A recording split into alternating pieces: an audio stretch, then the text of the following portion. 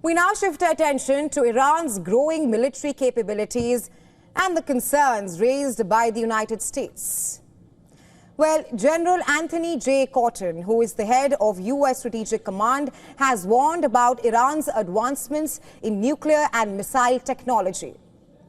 According to Cotton, Iran could potentially manufacture a nuclear weapon in as little as 1 week, in just 7 days. The general also highlighted that Tehran's ongoing work on space launch vehicles could drastically reduce the time needed to manufacture an intercontinental ballistic missile. Speaking during a hearing before the U.S. Senate Armed Services Committee in Washington, D.C., General Cotton explained that Iran's nuclear program continues to expand at an alarming rate. Cotton said that Tehran has increased its stockpile of highly enriched uranium and has deployed additional advanced centrifuges that can majorly cut down the time required to manufacture weapons-grade uranium. He also pointed out that this timeline has shrunk Iran's capability of building a nuclear weapons from 10 to 15 days earlier, which Iran would take to manufacture a nuclear weapon, to less than a week. That's less than 7 days. He said that Iran has the largest arsenal of conventional ballistic missile in the region. These missiles have already been used in attacks, including strikes on Israel last year.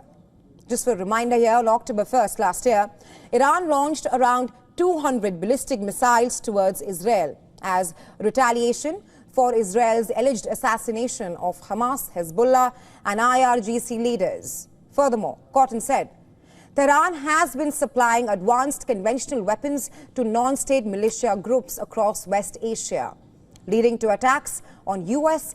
and allied personnel and interests.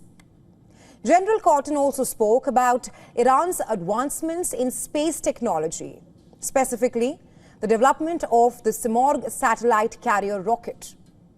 This two-stage liquid-fueled rocket, he said, has technological similarities to an ICBM and could have a range of approximately 4,000 kilometers, while carrying a payload of around 1,000 kilograms. Another development that Cotton highlighted is the growing ties between Iran, Russia and North Korea. There's a little different nuance. That is the new relationship that we're seeing that's happening between Russia and the DPRK. So we're talking about DPRK, we're talking about Iran, we're talking about China, as well as the Russian Federation. That's why I call them the third-party influencers, because what they could do is they could be a distraction for the main effort that could be, that could be launched by any one of those that we had mentioned. Well, Cotton's warnings about Tehran comes as the U.S. ramps up its campaign against the Iran-backed Houthis in Yemen. And that's following a military offensive launched on March 15th.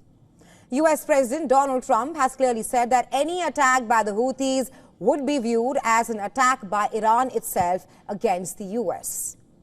Meanwhile, U.S. Director of National Intelligence Tulsi Gabbard provided additional insights during a separate Senate Intelligence Committee hearing. She stated that while Iran is not currently pursuing a nuclear weapon, discussions about nuclearization have intensified within Tehran's leadership. She also noted that Iran's stockpile of enriched uranium has reached unprecedented levels for a country without nuclear weapons. And adding to all these concerns, Iranian state media recently released footage showcasing an underground missile facility. We told you about this yesterday on the show. The footage showed rows of ballistic missiles stored underground, underscoring Iran's expanding missile capabilities.